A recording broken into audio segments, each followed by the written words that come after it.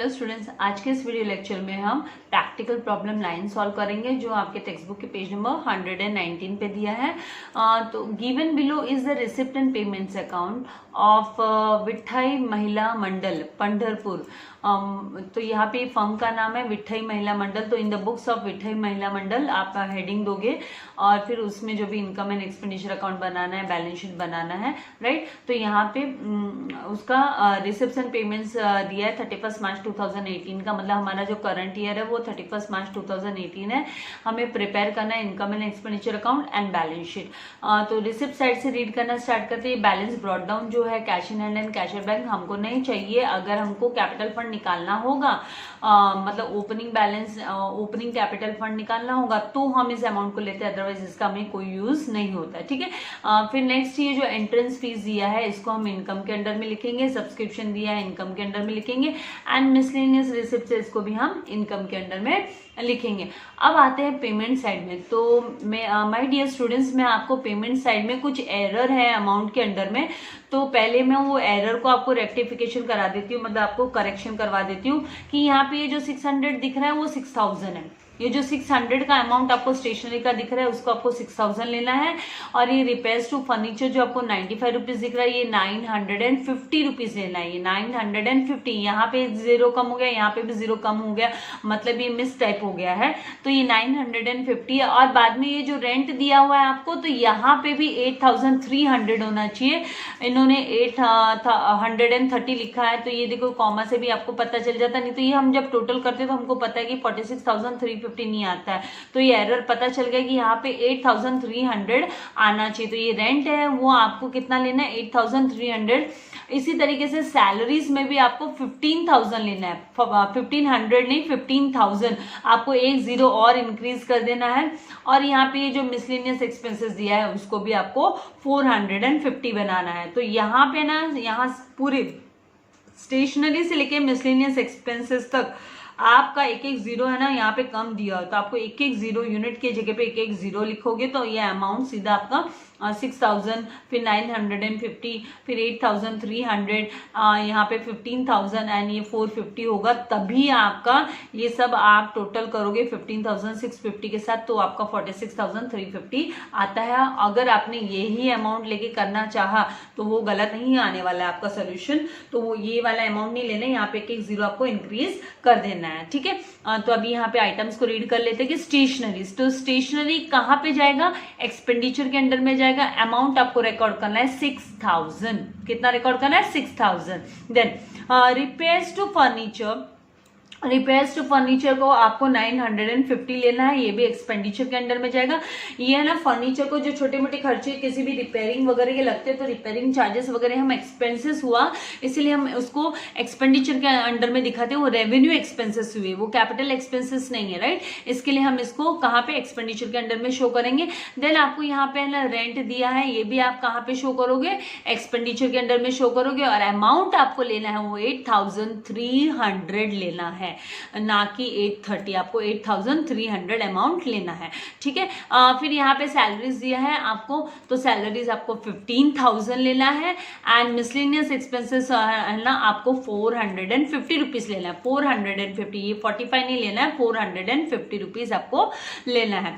फिर बाद में नेक्स्ट आपको यहाँ पे जो दिया है cash in hand and cash at bank, ये एसेट्स के अंडर में जाएगा। ये अमाउंट में कोई एरर नहीं, ये बराबर है अमाउंट, तो यहाँ पे कोई इश्यू नहीं है। फिर अब आते हैं एडजस्टमेंट पे। तो यहाँ पे एडजस्टमेंट्स में आपको बोला कि कैपिटल फंड ऑन 1 अप्रैल 2017, मतलब आपको ओपनिंग कैपिटल फंड दिया है 90,000, इसको आप लायबिलिटीज के अंडर में रिकॉर्ड कर लोगे। फिर नेक्स्ट आपको बोला है कि आउटस्टैंडिंग सब्सक्रिप्शन 4000, तो 4000 का आउटस्टैंडिंग जो सब्सक्रिप्शन है तो आपको क्या करना है, ये जो सब्सक्रिप्शन अमाउंट 19,000 दिया है इसमें प्लस 4000 आउटस्टैंडिंग सब्सक्रिप्शन करना है। और मतलब इस अमाउंट को आप क्या करोगे, इनर कॉलम में लिखोगे, इनकम के इनर कॉलम में सब्सक्रिप्शन अमाउंट लिखोगे और उसके बाद में ऐड आउटस्टैंडिंग करोगे 4000, तो आपको 23,000 आ जाएगा, राइट। और ये जो है ना 4000 का सेकेंड इफेक्ट, आपको ये सेकेंड इफेक्ट इसका शो करना पड़ेगा। तो ये सेकेंड इफेक्ट आपका क्या होगा, यहाँ इसको आपको एसेट्स के अंडर में शो करना है, क्योंकि ये अमाउंट आपको मिलने वाला है, ये आपके लिए बेनिफिट है, फायदा है, आपको फ्यूचर में रिसीव होने वाला है। ये एक्रूड सब्सक्रिप्शन है, आउटस्टैंडिंग सब्सक्रिप्शन है, तो इस 4000 को हम एसेट्स के अंडर में लिखेंगे। देन नेक्स्ट हमको दिया है entrance fees are to be capitalise. तो एंट्रेंस फीस को आपको कैपिटलाइज करने बोला, तो यहाँ पे आपको परसेंटेज नहीं बोला 50% की 40% या कितना, तो इसका मतलब पूरा का पूरा 100% आपको यहाँ से एंट्रेंस फीस माइनस कर देना। तो 3500 को आप यहाँ से क्या कर दोगे, पूरा का पूरा 3500 आप यहाँ से नील कर दोगे, यहाँ से आपका 3500 नील हो जाएगा। तो आप उसको 3500 को बाद में कैपिटल फंड में, यहाँ से मतलब इनकम के अंडर में जब आप लिखोगे एंट्रेंस फीस को, तो इनर कॉलम में अमाउंट लिखिए और माइनस कीजिए कैपिटलाइज्ड करके 3500, आउटर में नील हो गया इनकम के अंडर में, और उसको कैपिटल फंड में बाद में आपको ऐड कर देना है। देन नेक्स्ट आपको दिया है यहाँ पे rent paid includes 800 paid for अप्रैल 2018। अप्रैल 2018 मतलब नेक्स्ट ईयर। हम तो यहाँ पे देखो 31 मार्च 2018 को क्लोज डाउन हो रही है हमारी बैलेंस शीट, राइट। तो यहाँ पे ईयर एंड हो रहा है 31 मार्च 2018 को, मार्च के बाद में अप्रैल का महीना आता है, तो वो अगला महीना हुआ, मतलब नया साल चालू हो गया, तो मतलब नेक्स्ट ईयर का रेंट है ना 800 इंक्लूडेड है। तो मतलब प्रीपेड रेंट है, क्या है, पे किया है ना हमने, प्री रिसीव नहीं बोलेंगे, पेड बोलेंगे, पेमेंट किया हमने, तो प्रीपेड रेंट हमको 800 क्या करना है, यहाँ पे ये जो रेंट आपको दिया 8300 आप लेने वाले हो, वहां से आप 800 रुपीज माइनस करोगे, तो आपका नेट आउट, मतलब ये आप इनर कॉलम में अमाउंट लिखोगे, एक्सपेंडिचर के इनर कॉलम में आप 8300 लिखोगे, और उसमें से आपको माइनस करना है कितना, 800, तो आउटर कॉलम में आपका फिर कितना आ जाएगा, 7500 आ जाएगा। तो इस तरीके से ये वाला एडजस्टमेंट, और इसका फिर सेकंड इफेक्ट भी आपको दिखाना है, क्योंकि ये है ना प्रीपेड रेंट है, तो ये एसेट है, आपको दोबारा नहीं पे करना है, आपने एडवांस में पेमेंट कर दिया, एडवांस पेमेंट होता है वो आप एसेट्स के अंडर में लिखते हो, तो ये 800 रुपीज का सेकेंड इफेक्ट आपको प्रीपेड रेंट करके आप है ना एसेट्स के अंडर में दिखाओगे 800 रुपीज का। फिर नेक्स्ट आपको है ना इन्फॉर्मेशन दी है एसेट्स एंड लायबिलिटीज के, ओपनिंग एसेट्स एंड लायबिलिटीज। तो यहाँ पे ओपनिंग एसेट में आपका 9000 रुपीज है, तो आप फर्नीचर का 9000 है, तो आप फर्नीचर को 9000 रिकॉर्ड करोगे, बिल्डिंग को 70000 रिकॉर्ड करोगे, एंड इवन आपको आउटस्टैंडिंग एक्सपेंसेस भी 12000 रिकॉर्ड करना होगा। रीजन, अगर ये कहीं पे यहाँ पे पेमेंट किया हुआ दिखाते हैं आपको कि payment outstanding expenses 12,000 last year का, ऐसा कुछ ऐसा आपको मतलब वो लास्ट ईयर का ही होता, फिर आउटस्टैंडिंग पेमेंट मतलब एक्सपेंसेस होता, तो मतलब लास्ट ईयर का पेमेंट है, तो फिर वो नील हो जाता है। लेकिन यहाँ पे कुछ भी इससे रिलेटेड कुछ नहीं है, मतलब इसको लायबिलिटीज के अंडर में आपको एज इट इज रिकॉर्ड करना है। तो ये सारे इफेक्ट दिखाने के बाद में आप जो अपना इनकम एंड एक्सपेंडिचर अकाउंट है उसको पहले क्लोज करोगे, वहां से फाइंड आउट करोगे कि आपको डेफिसिट आ रहा है क्या, या फिर आपको सरप्लस आ रहा है। तो डेफिसिट एंड सरप्लस का फिर एडजस्टमेंट आपको कैपिटल फंड के साथ करना है। अगर सरप्लस है तो हम लोग ऐड करते हैं, प्लस करते हैं, ओके। और अगर आपको डेफिसिट आया तो फिर आपको माइनस करना होता है कैपिटल फंड से, और फिर उसके बाद में हम बैलेंस शीट को टैली करते हैं। मतलब बैलेंस शीट को टैली करना मतलब दोनों भी साइड बैलेंस शीट में assets and liabilities equal amount आप टोटल करने पे इक्वल अमाउंट आएगा। अगर इक्वल अमाउंट नहीं आता है तो मतलब कहीं ना कहीं कुछ छूट गया, एरर है, तो आपको क्रॉस चेक करना पड़ेगा, ठीक है। तो इस तरीके से हम ये पूरा सम सॉल्व करेंगे। मैंने फॉर्मेट रेडी रखा है, तो आइए हम रिसिप्ट साइड से स्टार्ट करते हैं। सबसे पहले रिसिप्ट साइड का एंट्रेंस फीस जो दिया है, cash in and cash at bank जो ब्रॉड डाउन का अमाउंट है वो तो हमारे काम का नहीं है। तो यहाँ पे हम लिखेंगे बाय एंट्रेंस फीस, और इस अमाउंट को हम इनर कॉलम में लिख लेंगे 3500 को। हमको पता है इस पे एडजस्टमेंट है, यहाँ पे कैपिटलाइज्ड का है, राइट। फिर उसके बाद में नेक्स्ट जो दिया है सब्सक्रिप्शन का अमाउंट, तो बाय सब्सक्रिप्शन लिखेंगे 19,000, इस तरीके से सब्सक्रिप्शन इनर कॉलम में लिख लेंगे क्योंकि इस पे भी एडजस्टमेंट है। फिर नेक्स्ट हमको दिया मिसलेनियस रिसिप्ट्स, तो इसको हम आउटर कॉलम में लिख देंगे। इससे रिलेटेड कोई भी हमारे पास एडजस्टमेंट नहीं है, कुछ हमें प्लस माइनस करना नहीं है इसमें। आउटर कॉलम में ये रिसिप्ट्स का अमाउंट जो दिया है 850 हम आउटर कॉलम में दिखा देंगे इस तरीके से। फिर नेक्स्ट जो हमको दिया है यहाँ पे वो है पेमेंट साइड में, तो पेमेंट साइड में जैसे मैंने आपसे बोला कि आपको करेक्शन करना है, स्टेशनरी को 600 नहीं हमें 6000 लेना है, तो यहाँ पे हम टू स्टेशनरी हेडिंग देंगे और इसका अमाउंट हमको 6000 लिखना है इस तरीके से, ठीक है। फिर ये ही टू रिपेयर्स टू फर्नीचर, इसको भी हमें 950 लेना है। यहाँ पे ना मिसप्रिंट हो गया है कि एक जीरो कम हो गया है, राइट, तो 950 ही लेना है आपको, ठीक है, 95 नहीं लेना है। नेक्स्ट दिया है रेंट, तो टू रेंट, और रेंट पे हमें पता है कि एडजस्टमेंट है, इसलिए रेंट को भी 8300 लेना है, एक जीरो इंक्रीज कर देना है 8300। तो यहाँ पे हमें पता है कि है ना प्रीपेड वाला आने वाला है, एडजस्टमेंट, इसलिए एक लाइन लीव कर दी हमने। नेक्स्ट उसके बाद हमें दिया है सैलरीज, तो टू सैलरीज लिखेंगे और सैलरीज पे कोई एडजस्टमेंट नहीं है, इसलिए इसको आउटर कॉलम में 15,000 हम शो कर देंगे इस तरीके से, 15,000 आउटर कॉलम में दिखा देंगे, ठीक है। फिर उसके बाद में हमें दिया हुआ है यहाँ पे मिसलेनियस एक्सपेंसेस, तो मिसलेनियस एक्सपेंसेस को भी हमें 450 लेना है, एक जीरो इंक्रीज करना है यूनिट्स के प्लेस पे एक्सपेंसेस, ठीक है, तो 450 हमने ले लिया इस तरीके से। नेक्स्ट है ना हमारे पास है यहाँ पे cash in hand and cash at bank, उसका अमाउंट करेक्ट है, उसे हमें लेकिन एसेट्स के अंडर में लिखना है, तो हम एसेट्स के अंडर में आएंगे, यहाँ पे बैलेंस शीट जो प्रिपेयर करके रखी है वहाँ पे, तो वहाँ पे हम cash in hand 1650 outer column में इसका अमाउंट ले लेती हूँ। फिर हमको जो नेक्स्ट अमाउंट दिया है वो कैश एट बैंक, तो कैश एट बैंक 14,000 इस तरीके से लिख लिया अमाउंट। फिर उसके बाद में हमको कहाँ जाना है, सारी ये रिसिप्ट्स पेमेंट्स हमने रीड आउट कर लिया, नोट भी कर लिया। अभी कैपिटल फंड दिया आपको सबसे पहला एडजस्टमेंट, तो कैपिटल फंड हम लायबिलिटीज के अंडर में रिकॉर्ड करते हैं, तो यहाँ पे हम लायबिलिटीज के अंडर में कैपिटल फंड इनर कॉलम में अमाउंट, क्योंकि इस पर एडजस्टमेंट आने वाला है, या तो डेफिसिट नहीं तो सरप्लस जो है वो उसका एडजस्टमेंट, फिर कैपिटलाइज्ड का भी यहाँ पे है तो वो, ठीक है, तो इसलिए कैपिटल फंड लिख लिया। फिर आपको दिया आउटस्टैंडिंग सब्सक्रिप्शन 4000, तो आउटस्टैंडिंग सब्सक्रिप्शन का हमें ऐड करना है सब्सक्रिप्शन में, ठीक है, इनकम के अंडर में, तो यहाँ पे ऐड आउटस्टैंडिंग सब्सक्रिप्शन, ये है ना करंट ईयर का है, ठीक है, CY मतलब करंट ईयर, तो हम 4000 यहाँ पे लिख लेंगे। टोटल हम सम अप करके इसको 23,000 को आउटर कॉलम में इस तरीके से लिख लेंगे। और ये जो 4000 का इफेक्ट हमको एसेट्स के अंडर में भी दिखाना है, तो हम एसेट्स के अंडर में आएंगे और यहाँ पे इसको आउटस्टैंडिंग सब्सक्रिप्शन इस तरीके से आउटस्टैंडिंग सब्सक्रिप्शन, और आउटर कॉलम में हम 4,000 रुपीज़ इस तरीके से शो कर देंगे।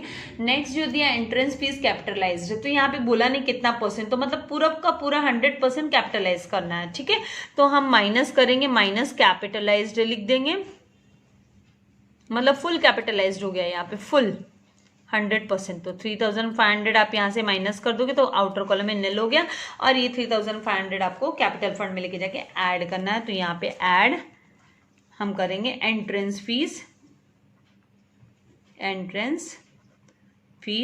इस तरीके से, और 3,500 को इस तरीके से लिख लेंगे, और इसका टोटल हो जाएगा 93,500, तो हमें 93,500 आउटर कॉलम में नहीं डालना है, क्योंकि इस पर भी एडजस्टमेंट अभी आना बाकी है, डेफिसिट है या हमको सरप्लस है, जो भी आएगा वो, राइट, तो ये 93,500 हो गया।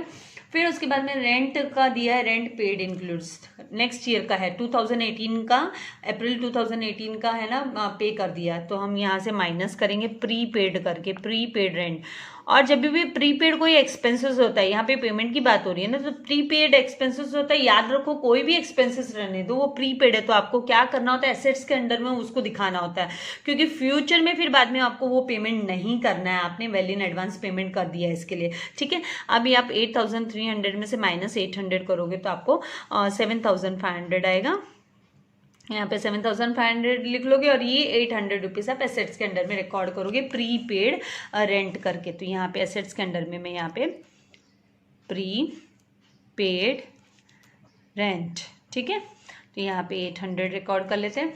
फिर नेक्स्ट जो आपको दिया है, जो opening assets and opening liabilities दी है, तो ओपनिंग एसेट्स में आपको फर्नीचर दिया है 9,000, तो आप लिख लोगे इस तरीके से, फर्नीचर कोई डेप्रिसिएशन वगैरह की बात है नहीं, इसीलिए आप आउटर कॉलम में उसका अमाउंट डायरेक्ट लिख दोगे, क्योंकि आगे कोई एडजस्टमेंट नहीं है। आप देख रहे हो, आपने नज़र घुमाई है, क्वेश्चन को रीड किया है, राइट। फिर नेक्स्ट आपको दिया है बिल्डिंग, तो बिल्डिंग का भी 70,000 आप क्या कर दोगे, आउटर कॉलम में लिख दोगे। इसके ऊपर भी कोई डेप्रिसिएशन वगैरह नहीं है बिल्डिंग, तो यहाँ पे 70,000 आपने इस तरीके से लिख दिया, ठीक है। उसके बाद में नेक्स्ट जो आपको है आउटस्टैंडिंग एक्सपेंसेस। ये आउटस्टैंडिंग एक्सपेंसेस का आपने देखा कि पूरे क्वेश्चन में कहीं पे भी इसकी पेमेंट की मतलब रिसिप्ट्स मतलब पेमेंट के अंडर में इसका कहीं पे नहीं दिखाई दे रहा था कि ये पेमेंट हुआ कि नहीं हुआ, राइट। तो इसका मतलब ये नहीं हुआ है, आपको इसको outstanding expenses as it is liabilities के अंडर में रिकॉर्ड कर लेना और इसका अमाउंट आप आउटर कॉलम में इस तरीके से लिख लोगे। तो अब हमारे सारे एडजस्टमेंट भी हमने एंटर कर लिए, मार्क्स अमाउंट जो एडजस्ट करने थे एंट्रीज वो कर लिए। अब हम क्या करेंगे, सबसे पहले हमको इनकम एंड एक्सपेंडिचर को क्लोज करना है, राइट। तो हम है ना पेंसिल से पहले टोटल करके लेंगे। यहाँ पे पेंसिल से मैंने टोटल किया तो ये 23,850 आएगा।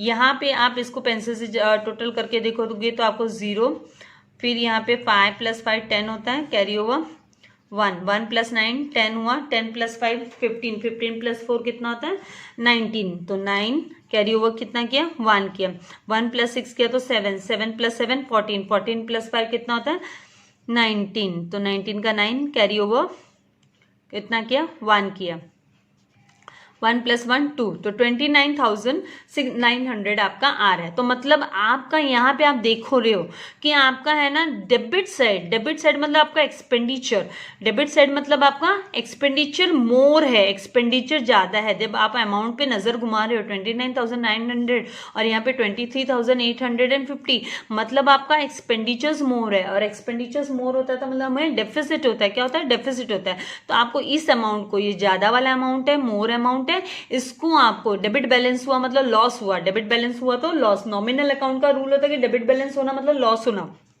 तो एक तरीके से डेफिसिट मतलब लॉस है। तो ये 29,900 आप है ना टोटल के यहाँ पे जो इनकम एंड एक्सपेंडिचर का टोटल है, लास्ट में जो हम करते हैं वहाँ पे ये 29,900 आपको लिखना है। उसके बाद में आपको इनका डिफरेंस जो आएगा, इन दोनों का जो डिफरेंस होगा वो आपका क्या होगा, डेफिसिट होगा, राइट। तो आप इसको है ना पेंसिल से यहाँ पे ही आप माइनस करके देख लोगे कि किस तरीके से ये अमाउंट कितना आपके पास बचता है, कितना डेफिसिट हो रहा है।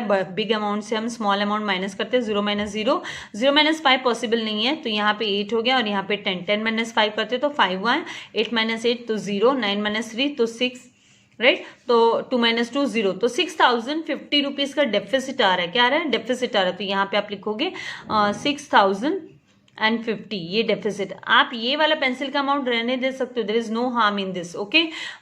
ये वाला आप है ना रब कर दोगे, इस यहाँ पे माइनस करने के बाद में आप रब कर दोगे, आपका काम हो गया तब उसको रब कर दोगे।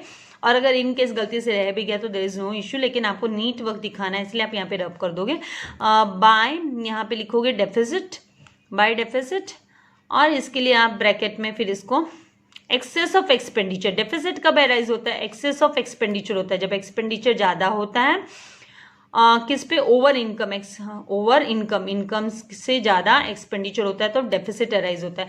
तो ये डेफिसिट है तो आपको कैपिटल फंड से इसको माइनस करना होगा। क्या करना होगा, माइनस। तो आप यहाँ पे माइनस डेफिसिट लिखोगे और 6,050 को आपको माइनस करना है, इसलिए आपको यहाँ से आप जब 93,500 में से 6,050 माइनस करोगे तो आपको 87,450 आएगा, ठीक है। 87,450 चाहिए तो देखो 0 - 0 0 लिखा, 0 - 5 पॉसिबल नहीं तो यहाँ पे हो गया 4, और ये 10 10 - 5 किया तो 5 हो गया, 4 एज इट इज लिखा, फिर 3 - 6 पॉसिबल नहीं तो यहाँ पे 8 किया आपने, और ये 13 13 - 6 किया तो 7, और 8 एज इट इज लिखा तो 87,450। इस तरीके से आपका ये अमाउंट आ जाएगा। फिर आपको क्या करना है, बैलेंस शीट को टैली करना है, राइट, इसको क्लोज डाउन करना है। तो आप देखोगे कि आपका लायबिलिटी साइड में 5 4 देन 7 + 2 9, 8 + 1 भी 9 आया, तो 99,450। अभी ये सेम अमाउंट 99,450 इस साइड भी आना चाहिए, ठीक है। एसेट साइड में भी जब आप टोटल करोगे तो ये सेम अमाउंट आना चाहिए। तो आप अभी इधर टोटल करके देखोगे सेम आया, मतलब आपका सब आपने इफेक्ट बराबर दिखा दिया। 0 यहाँ पे 5, ठीक है। फिर ये कितना हुआ 6 + 8 कितना होता है 14 का 4 कैरी ओवर 1 किया 1 + 9 किया तो 10 10 + 1 11 11 11 + 4 15 15 + 4 19 का 9 कैरी ओवर 1 1 + 7 8 8 + 1 9 तो इस तरीके से ये 99,450 इधर आपका एसेट साइड में भी आया। तो मतलब ये आपकी बैलेंस शीट टैली होगी, मतलब आपने सारे एडजस्टमेंट बराबर किए, आपका सम करेक्ट है, ठीक है। तो 99% जब आपकी बैलेंस शीट टैली हो जाती है, अगर आपने कोई एरर नहीं किया है, प्रिंसिपल रूल को कुछ गलत नहीं किया है कहीं पे, तो मतलब आपका सम फिर पूरा करेक्ट है। तो इस तरीके से ये प्रैक्टिकल प्रॉब्लम सम 9 हमने इस लेक्चर में कवर अप कर लिया है। नेक्स्ट लेक्चर में हम प्रैक्टिकल प्रॉब्लम नंबर 10 करेंगे। इससे रिलेटेड अगर कोई भी डाउट है तो आप मुझे कमेंट बॉक्स में लिख सकते हो। लाइक करना मत भूलिएगा, सब्सक्राइब नहीं किया तो प्लीज सब्सक्राइब कीजिए और फ्रेंड्स के साथ जरूर शेयर कीजिएगा। Thank you very much. God bless you all dear students.